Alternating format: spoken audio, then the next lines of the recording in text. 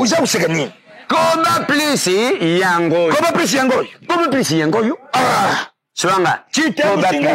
Tinde mutamusinga wanu meminga na mutuka wana. Tuberi la koba plus. Zaba tentation de friance. Bato yubayaka na bango. Alivyote. Na beti mwangari nanga. Nezeli kwa lokote. Lokotero wa ukota na ngari. Soko za voyute akuzala porte.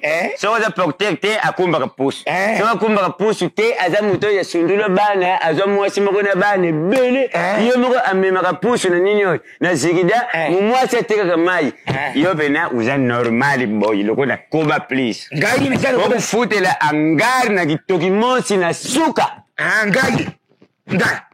Ata kubalibiki kibobola. Oja kuluba wana ne yebite. Siko yukoba prisi yangoi na komi yawo.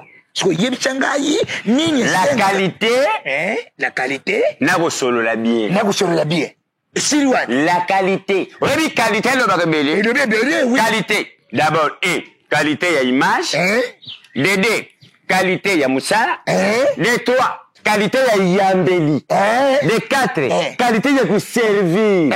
De 5, qualité ya kuwakadre artiste, to journaliste, to cameraman, chroniqueuse, oyo nyonso ina koba plus. Koba plus akuwakadri. Yango qualité na ye nyonso azana. Yango na mona kasoko moni koba.